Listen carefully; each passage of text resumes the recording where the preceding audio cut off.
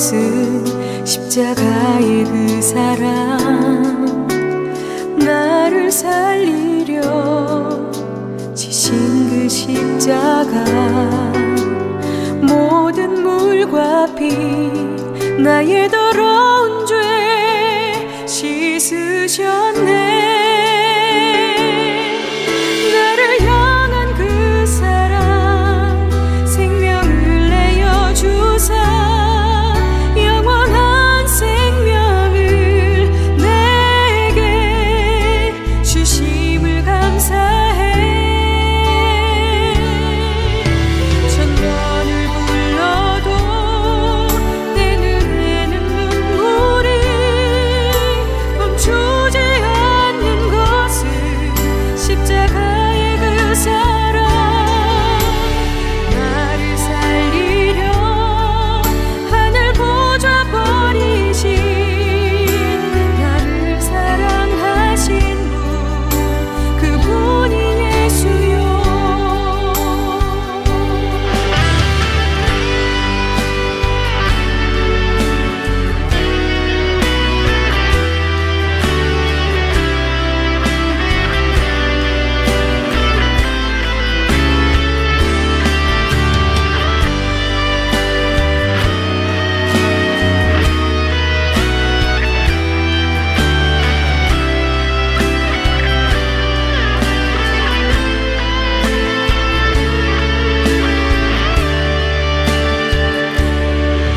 나를 향한 그 사랑, 생명을 내어 주사 영원한 생명을 내게 주심을 감사해. 천번을 불러도 내 눈에는 눈물이 멈추지 않는 것은 십자가의 그 사랑, 나를 살리려 하늘 보좌 버리신, 나를 사랑하신 분, 그분이 예수요.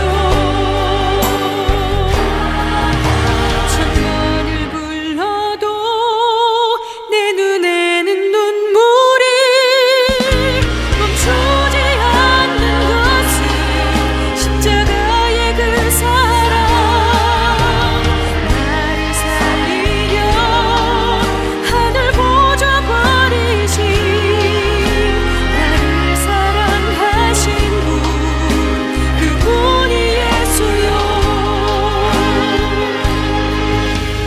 나를 살리려 하늘 보좌 버리신, 나를 사랑하신 분, 그분이 예수요.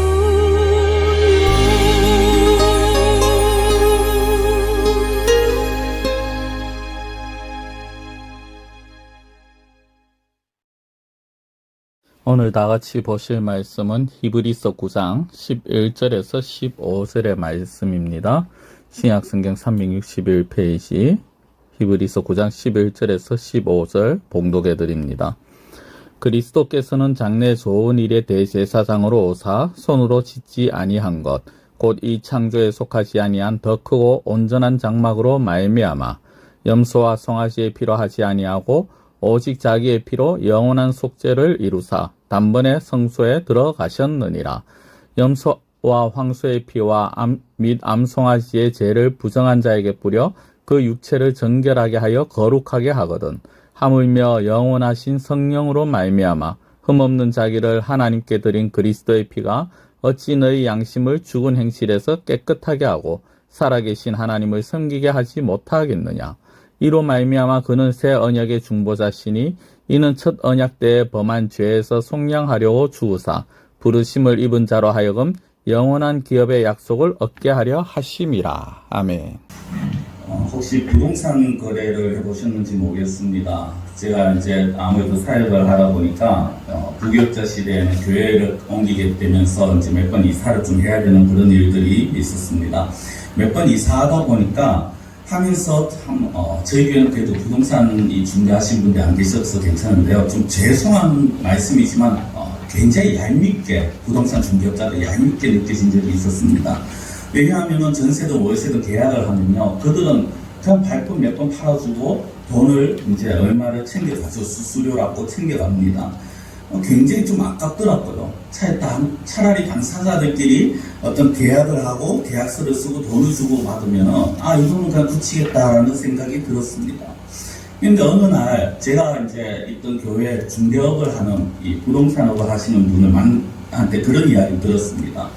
단순하게 당사자들끼리 집을 계약해도 상관이 없지만 그럴 때 문제가 생기면 분쟁의 소지가 일어난다. 근데 자기들이 계약을 해주는 중개를 하는 건 단순하게 집을 연결해 주는 것이 아니라 그 물건에 대해서 내가 보증을 하는 거다라는 그런 말을 들었습니다. 그러니까 수천만 원짜리 때로는 뭐 수억짜리 집들도 있지 않습니까? 그런 집들을 하면서 이것에 대해서 내가 책임지고 이런 부분은 내가 책임져 준다라는 보증의 그런 역할을 하더라는 겁니다. 제가 왜 갑자기 부동산 중개에 대해서 말을 하느냐, 말씀을 드리느냐, 오늘 마지막 절에 보면은 이로 말미암아 그는 새 언약의 중보자시니라고 합니다. 새 언약의 중보자, 중보라는 것이 중개, 보증, 중앙에서 연결시켜주는 사람, 이런 여러 가지 의미가 있죠. 오늘 이 말씀을 우리가 좀 생각을 해보고자 합니다. 새 언약의 중보자라고 했습니다. 성경에서 언약을 말할 때는 주로 인간 대 인간의 약속도 표현이 되지만은 대부분 성경에서는 대부분 하나님과 인간 사이에, 인간과의 그 약속을 의미를 합니다. 특히 오늘 말씀하는 새 언약이 바로 이제 좀 그런 의미입니다. 새 언약이라고 말하는 것은 다르게 말씀드리면 무엇입니까? 옛 언약이 있다라는 것입니다. 그렇죠? 예전에 가지고 있던 언약이 무엇이고, 그리고 새 언약, 새로운 언약이 무엇인가, 이거를 잘 알아야 합니다. 우리가 가지고 있는 성경 66권, 이거 그냥 단순하게 하나의 다른 종교에서 말하는 그런 경전처럼 보기보다는 이 66권이 어떻게 보면 언약의 글입니다. 그러니까 언약서라고 말을 하죠. 언약의 그 약속의 글들입니다. 근데 그 약속의 글이 두 권으로 나뉘어집니다. 구약과 신약입니다. 그래서 옛 언약이 바로 구약이고요. 새 언약을 우리는 신약이라고 그렇게 말을 합니다. 고통 가운데 있는 인간에게 기쁘고 복된 소식을 담고 있는 하나님의 약속의 편지, 그리고 하나님과 인간 사이에서 어떤 언약의 편지, 그것이 바로 이 성경이라는 것입니다. 그러면 이 구약의 주 내용이 무엇입니까? 우리가 새 언약을 알려면 옛 언약을 알아야 합니다. 구약을 알아야 된다는 겁니다. 구약의 주 내용은 무엇이냐? 바로 사람이, 인간이 어떤 존재인가부터 이야기를 하게 됩니다. 하나님의 피조물로 하나님의 형상 따라 지음받은 자지만 그러나 죄로 인해서 타락하고 하나님과 관계가 깨어져 버린 자들, 그러나 그런 자들을 위해서 하나님께서 구원을 약속을 하시고 그 구원을 계획하시고 약속하시고 이루어 가시는 그 일들이 바로 구약의 모습입니다. 하나님께서 하신 말씀하신 것에 대해 이루어 간다, 내가 반드시 이것을 이루겠다라는 약속의 말씀입니다. 반면 신약은 무엇입니까? 이제 그 구약에 하나님께서 이전에 하신 약속이라면 그 약속들을 이루어 가시는 거죠. 예수 그리스도를 보내주셔서 보혈로 속죄를 이루시고 대속을 이루십니다. 그리고 그렇게 대속함을 받은 자들이 또 어떻게 살아가야 되느냐, 하나님과의 관계에서 어떻게 살아가야 되느냐, 이것을 말씀하신 부분이 바로 신약, 새 언약이라는 것입니다. 하나님의 백성답게 살아가야 되는 이런 어떤 일을 이제는 저희들이 겪고 있는 그런 과정에 있습니다. 그러나 그보다 앞서서 그렇게 되어지기까지 그 가운데 중보자의 역할을 하신 분이 있다라는 겁니다. 중개이요 보증인의 역할을 하신 분이 있다라는 거죠. 그분이 바로 예수 그리스도라는 것입니다. 그래서 오늘 특별히 11절에 보면요, 그리스도께서는 장래 좋은 일의 대제사장으로 오셨다라고 합니다. 좋은 일이 무엇입니까? 장래 앞으로 일어날 좋은 일, 그것이 무엇이냐는 것입니다. 우리가 살아가면서 인류에게 있어서 가장 좋은 일이 무엇일까요? 인류에게 있어서 가장 좋은 일은 바로 영혼의 구원일 것입니다. 하나님과 인간 사이에, 제가 지난주에도 말씀을 드렸고 종종 말씀드립니다만은 죄로 인해서 가로막혔던 그 관계가 허물어지고 관계가 회복되었었습니다. 이것이 가장 좋은 일이라는 거죠. 그런데 이것이 사람의 입으로는 할 수 없기 때문에 죄 없으신 하나님의 아들 예수님이 이 땅에 오셨고, 그 예수님이 기꺼이 대속 제물이 되어주셔서 우리로 하여금 하나님과의 관계를 회복시켜 주셨다라는 것입니다. 이것이 좋은 일 중에 가장 좋은 일이죠. 우리가 흔히 좋은 일이 무엇이냐? 아이고, 좋은 일이 있다. 아니, 가끔 만나는 사람들끼리 어떻게 인사합니까? 아이고, 좀 좋은 일이 있느냐? 이렇게 말할 때 좋은 일은 보통 어떤 것입니까? 사업이 잘 되느냐? 아니면 자녀들이 잘 되어가느냐? 아니면 병이 고침을 받았다거나 이런 것들을 말을 합니다. 그렇지만 실제 우리가 인사하면서 좋은 일이 있기를 바란다라는 것은 우리의 영육이 하나님 앞에서 구원받고 구원받은 자답게 우리의 영혼과 육신이 강건하여지는 것, 이것이 바로 좋은 일이라는 것이죠. 그래서 저는 오늘 이제 이 구약에서 말하는 예수님, 그리고 그 구약에서 약속과 새로운 언약, 신약에서 새 언약의 그 새로운 약속을 비교해 보면서 새 언약의 중보자 되신 예수님을 구약에서는 어떻게 표현하였고 이것이 신약에서는 어떻게 이루어져 갔는가, 그리고 이것을 우리는 또 어떻게 적용을 시키고 우리가 받아들여야 하는가 하는 것을 좀 생각해 보길 원합니다. 첫 번째로 구약에서 예수님을 어떻게 구약에서 말하는 언약의 가장 중심이 무엇이었냐면요, 바로 성막이었습니다. 9장 1절 말씀에 보면 이런 말씀이 이렇게 표현을 합니다. 첫 언약에도 섬기는 예법과 세상에 속한 성소가 있더라라고 합니다. 첫 언약, 이것이 바로 구약입니다. 옛 언약이죠. 근데 그 옛 언약에 무엇이 있었습니까? 섬기는 예법, 하나님을 섬기는 법이 있었습니다. 구약의 말씀들이죠. 대표 압축을 하면 10계명이 되었습니다. 그리고 세상에 속한 성소가 있더라. 성소, 성막, 또 다른 말로는 장막이라고 말합니다. 세상에 속했다라고 그렇게 말을 합니다. 세상에 속했다는 건 세상에 위치했다라는 겁니다. 이 성막은 하나님이 설계하셨습니다. 그리고 하나님이 어떻게 지으라고 그 양식도 보여주셨습니다. 그리고 그 양식대로 지어졌습니다. 그러나 중요한 것은 하나님께서 다 설계하시고 계획하시고 보여주셨지만 실제 공사는 누가 있느냐? 사람이 있더라는 겁니다. 그렇기 때문에 시간이 지나면 어떻게 됩니까? 낡고 더러워집니다. 보수해야 됩니다. 고쳐야 합니다. 다시 만들어야 합니다. 모세의 성막이 이제 시간을 지나면서 다윗의 아들 솔로몬이 왕이 되었을 때 성전을 짓게 됩니다. 굉장히 화려하게 짓습니다. 근데 이 솔로몬의 성전이 또 한 400년 지나면서 바벨론에 의해서 파괴가 되었습니다. 그리고 시간이 좀 지나서 총독으로 있는 스룹바벨에 의해서 다시금 이제 성전을 짓게 되었습니다. 그때마다 모양이 약간씩 바뀝니다. 물론 큰 틀은 하나님께서 정하신 것이기 때문에 바뀌지 않았습니다만은 성전의 좀 전체적으로 보기의 형식이나 이런 것들은 약간씩 모양이 바뀌었습니다. 그리고 완전하지 못했다라는 거죠. 완전했다면은 어떠한 상황 속에서도 파괴가 되지 않았겠죠. 그러나 완전하지 못할 뿐 아니라 또 타락되고 변질되었습니다. 심지어 예수님께서 이 땅에 오셨을 때 그렇게 화려한 그 성전에 들어갔습니다. 헤롯이 지었는 성전에 갔는데 그 성전이 예수님에게 어떤 마음을 안겨주었습니까? 그 성전에 들어가면서 예수님이 기뻐하셨나요? 아니라는 겁니다. 예수님은 그 성전에 들어가셔서 굉장히 실망감을 가지셨습니다. 왜 그렇습니까? 예수님께서 성전 안에 들어가시니까 그곳에는 소나 양이나 그 비둘기 파는 사람들로 북적이더라는 겁니다. 그리고 돈 바꾸는 사람들로 굉장히 소란스러웠습니다. 그 모습을 본 예수님이 분노하셔서 노끈으로 채찍을 만들고 그 사람들 다 내쫓아버리죠. 상을 다 뒤집어 엎습니다. 그러면서 어떻게 말씀합니까? 내 아버지의 집으로 장사하는 집을 만들지 말아라고 그렇게 호통을 치십니다. 그러면서 표적을 구하는 유대인들에게 하시는 말씀이 너희가 이 성전을 하면 내가 사흘 동안에 다시 일으키리라 하는 말씀을 하시죠. 그것이 바로 예수님의 고난과 죽음과 그리고 부활을 말씀을 하시는 것입니다.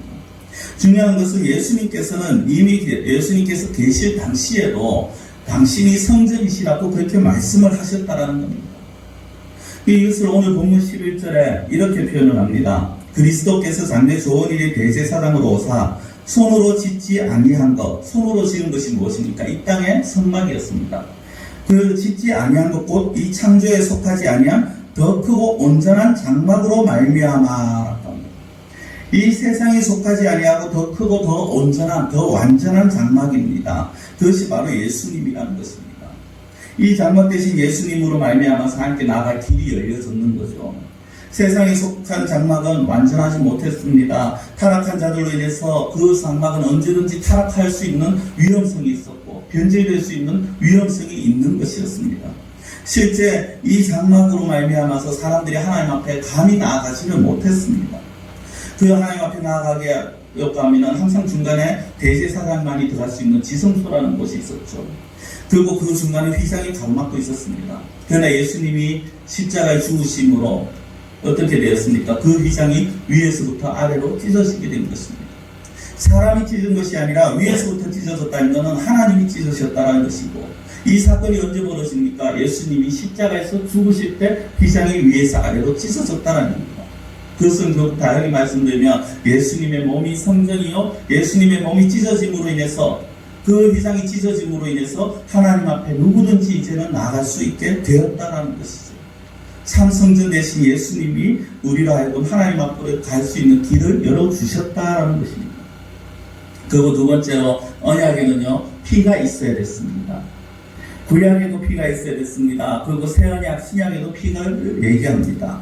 이 피가 무엇입니까? 분명히 단어는 그냥 동일한 피입니다만은 그 피의 종류가 달랐습니다. 자, 오늘 본문 12절을 한번 보시면요, 염소와 송아지의 피로 하지 아니하고 라고 합니다. 뒤에 부분은 제가 잠시 후에 다시 설명을 드리겠습니다. 염소와 송아지의 피는 무엇이냐면 짐승의 피입니다. 구약에서 이스라엘 백성들이 하나님 앞에 드려지는 속죄제로 드리는 제물의 피입니다. 아론과 그의 후손들 중에서 대제사장들만이 앞서 말씀드린 것처럼 1년에 단 하루 대속죄일에만 그 하나님 앞에 지성소 앞에 들어갈 수가 있었습니다. 그리고 그 들어가기 앞서서 속죄제를 하나님 앞에 드립니다. 이 속죄제를 간단하게 설명을 드리면요, 레위기 16장에 그 내용이 나오는데, 대제사장이 성전에 들어가기 전에 먼저 자기 몸을 물로 깨끗하게 씻습니다. 그리고 거룩한 옷을 입습니다. 대제사장만의 의복을 입습니다. 그리고 수송아지로 속죄제물을 삼고요, 수량으로 번제물을 삼습니다. 그리고 이스라엘 회중에 위해서 속죄제물로 수염소 둘과 번제물을 취하는데, 그 중에 하나는 잡아서 속죄제로 드리고, 수양 한 마리는 아사셀이라고 해서, 수염소 한 마리는 아사셀이라고 해서 끌고 이스라엘에서 상당히 멀리 떨어진 광야로 데리고 갑니다. 다시 돌아오지 못할 그 광야로 데리고 가서 거기에 놔버립니다. 그것이 무엇입니까? 그 광야에서 짐승의 먹이가 되어지는 거죠. 그것을 통해서 결국 이스라엘 백성들의 모든 죄를 다 짊어지고 나갔다라는 그런 의미를 가지고 있습니다. 중요한 것은 이렇게 백성의 죄를 위한 희생제물로 염소를 잡고 양과 소를 잡습니다. 그리고 하나님 앞에 제사를 드렸습니다. 그러나 그 제사는, 그 제사의 효력은 일시적인 것이었습니다. 영원하지 못했습니다. 성전이 불완전한 것처럼 그 제사 역시 불완전한 것이었습니다. 그래서 매년 1년, 매년마다 정한 날짜에 속죄제를 드려야 했는 것이었습니다. 이 짐승의 피는 하나에 대한 예표였습니다. 앞으로 올 일에 대한 예시였습니다. 그 앞으로 올 일이 무엇입니까? 바로 예수 그리스도에 대한 예시라는 겁니다.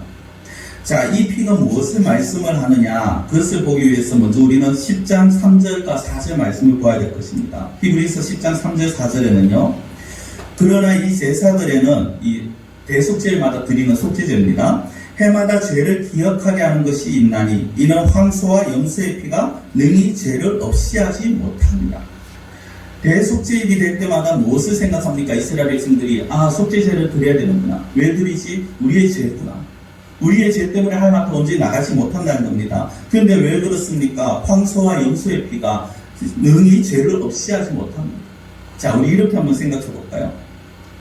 만약 어떤 사람이 죄를 지었습니다. 근데 양이나 염소를 갖고 가서 하나님, 내가 죄를 지었는데 이거 받으시고 내 죄 용서해 주십시오 라고 말을 한다면 이 세상이 과연 얼마나 혼란스러워지고 얼마나 타락할까요? 마음에 안 들면 가서 실컷 두들겨 패고 죽이고 그 다음에 그냥 송아지 한 마리, 염소 한 마리 끌고 가서 하나님 앞에 드리면 끝이다, 이렇게 할 수밖에 없다는 겁니다. 근데 하나님께서는 그걸 원하시는 것이 아니죠. 우리에게 원하시는 것은 그런 것이 아니었습니다. 염소와 황소의 피는요, 그냥 일시적인 그런 것일 뿐 영원히 우리의 죄를 사할 수 있는 그런 능력이 없더라는 것입니다. 그러나 새 언약의 대제사장으로 오신, 중보자로 오신 예수님은요, 당신이 친히 십자가에 죽으심으로 인해서 완전한 구속의 사역을 성취하셨습니다. 완전한 제물이 되어주셨다라는 겁니다. 자신을 제물로 바치셨기 때문에 그 제사는 영원하고도 완전한 것입니다. 매년 또다시 제사를 드려야 할 필요도 없었고요. 그리고 그것에 대해서 뭔가 더 첨가해야 할 필요도 없었습니다. 더 이상 반복할 필요도 없었다라는 겁니다. 그것이 오늘 본문 12절 앞서 제가 말씀을 드렸는 것입니다. 12절을 다시 한번 보시면요.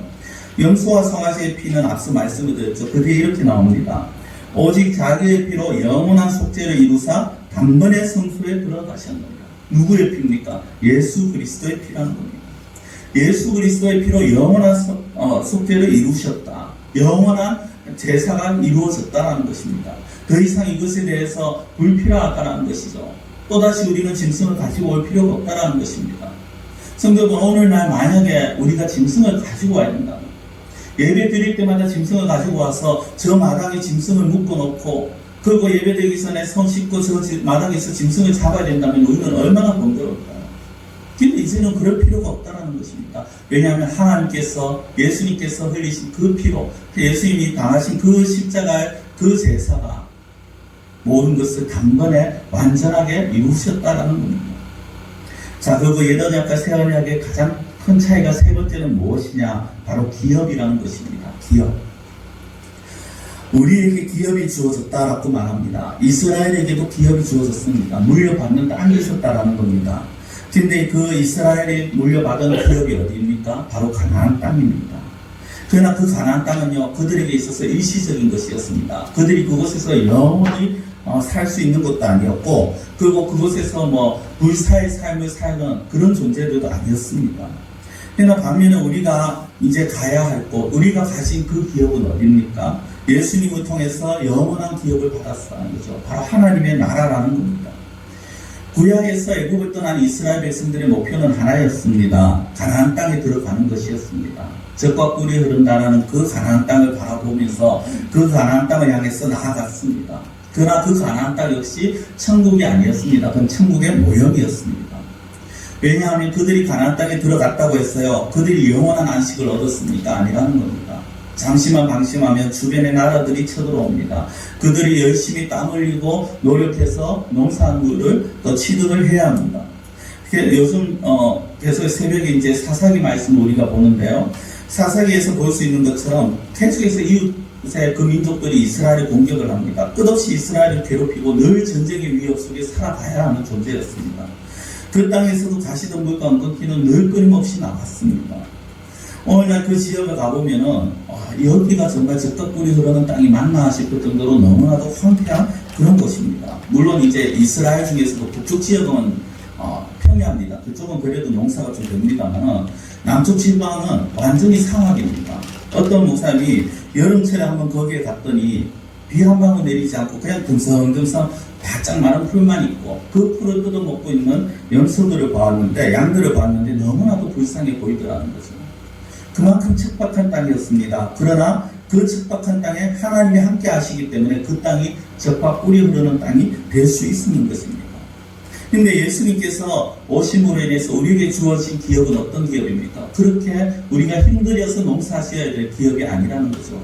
우리가 정말 어떻게 보면 늘 위험 속에, 아니 불안감 속에 살아가는 그런 기업이 아니라는 겁니다.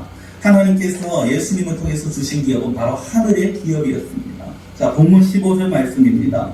이로 말미암아 그는 새 언약의 중보자시니 이는 첫 언약 때에 범한 죄에서 속량하려고 주고사 부르심을 입은 자로 하여금, 바로 저와 여러분들이죠. 성도들입니다.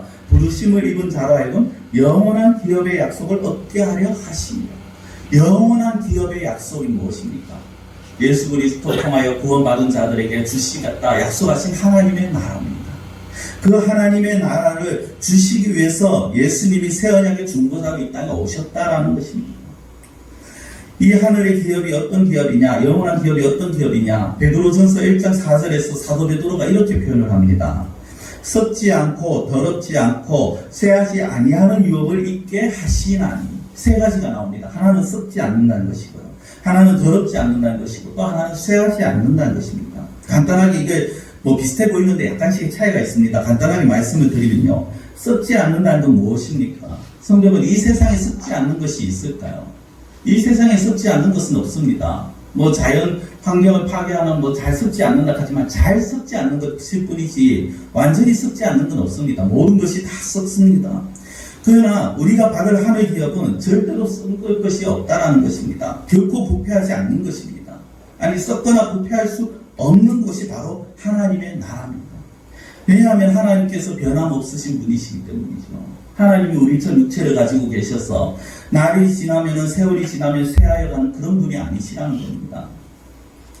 이 땅에 살고 있는 사람들에게도 동일하게 적용이 되어지지 않습니까? 많은 사람들이 그리스도 밖에 있는 많은 사람들은요 꿈을 가집니다. 희망을 가집니다. 그렇죠. 불신자들은 내가 어떤 일을 해서 얼만큼 돈을 벌어서 어떻게 무엇인가 이루어가겠다라고 말합니다. 그러나 그런 희망과 꿈은 결국 모두 부패할 것이요 없어질 것입니다.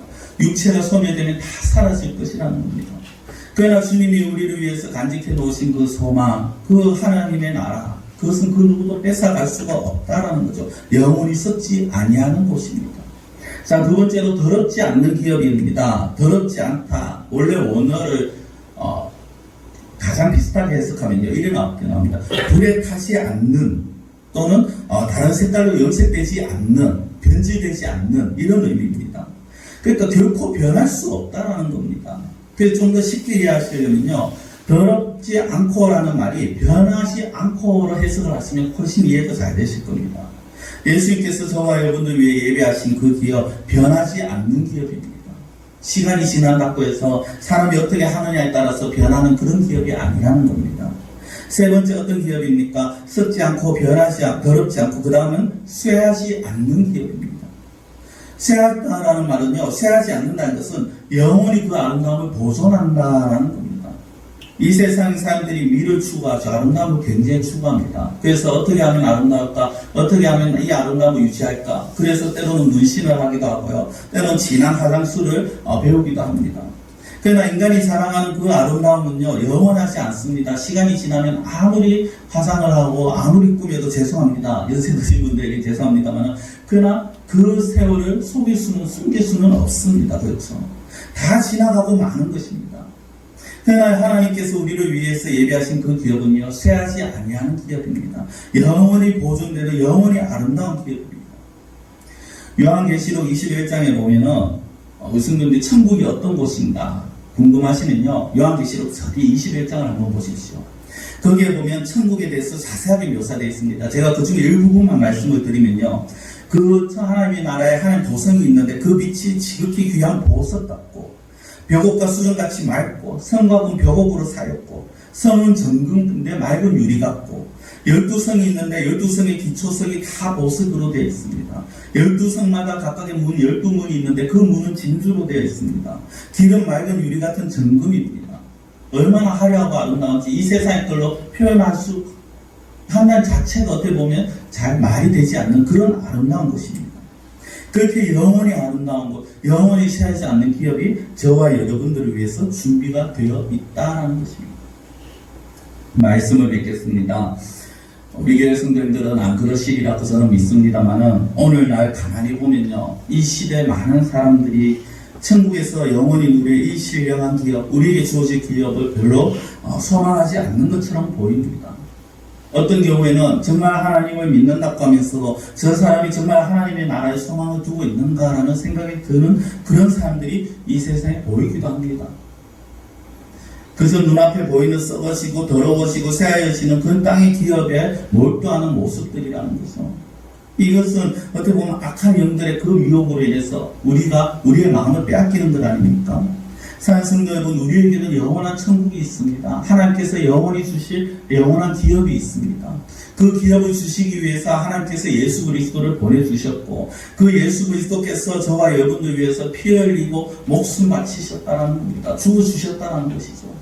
그리고 우리가 다음 주에 부활주일입니다만은 다시금 예수님이 부활하심으로 인해서 살아남으로 인해서 그 부활의 참된 의미가 무엇입니까? 우리도 이 땅에서의 죽음이 끝이 아니라 하나님 나라에서 영원한 생명을 얻게 하시겠다는 것 아닙니까? 우리는 예수 그리스도 안에서 새 언약을 따른 천국 백성이 되었습니다. 이제 그리고 또 우리에게 주어질 기업이 있습니다. 이것을 우리가 바라볼 수 있어야 되는 것입니다. 새 언약의 중보사로 오신 예수님, 이전에 썩어지고 이전에 변화해지고 이전에 어떻게 보면은 황폐해져서 가는 일시적인 그런 것들 아니면 반복해서 해야 되는 것들을 예수님께서 오셔서 단 한 번에 모든 것을 다 해주셨습니다. 그리고 이제 우리는 그 예수님으로 말미암아 하나님의 백성이 되었고 하나님의 나라를 갈 수가 있게 되고 소망을 가지게 된 것입니다. 이 소망을 기억하시면서 우리가 살아가면서 힘들고 어려울 때 또는 낙심되고 좌절될 때 새 언약의 중보자로 오셔서 모든 것을 다 이루신 그 예수님을 바라보시고 생각하시고 묵상하시면서 힘을 얻으시고 소망을 가지고 살아가시기를 원합니다. 기도드리겠습니다. 사랑의 하나님 아버지, 오늘 저희들에게 하나님께서 저희들을 위하여서 보내주신 새 언약의 중보자 되신 예수 그리스도를 생각할 수 있게 하시고 같이 묵상할 수 있게 하심을 감사드립니다. 새 언약의 중보자로 오신 예수님께서로 인하여서 저희들이 하나님의 백성이 되었고 저희들이 새 생명을 얻었고 저희들이 하나님 나라를 기업으로 받을 수 있게 됨을 감사드립니다. 이전의 약속들, 이전의 모습들이 단순한 것이었고 단회적이었고 반복해야 했는 것이었다면 불완전한 것이었다면 이제는 예수 그리스도로 말미암아 모든 것이 다 해결이 되어지고 모든 것이 완전한 그런 예수님의 제사로 말미암아 우리가 하나님 앞에 나아갈 수 있게 하심을 감사드립니다. 이 새 언약의 중보자 되신 예수님을 굳게 붙들게 하시고 그 예수님을 바라보면서 이 세상 살아가며 우리가 때로는 힘들고 때로는 어렵고 낙심되고 좌절될 때 있다 할지라도 하나님 예수 그리스도로 말미암아 우리에게 주신 그 영원한 기업을 바라보며 새 언약을 우리가 생각하며 예수 그리스도의 그 죽으심을 다시 한번 묵상하며 나아갈 수 있는 그러한 저희들의 삶이 되게 하여 주시옵소서. 연약한 저희들이지만 그러나 날마다 우리를 위하여서 이 땅에 오신 예수님을 깊이 생각하고 깊이 묵상함으로 하나님께서 주시는 그 은혜를 크게 누리며 나아갈 수 있는 살아갈 수 있는 그러한 저희들의 삶이 되게 하여 주시옵소서. 간절히 원하고 예수님의 이름으로 기도드리옵나이다. 아멘.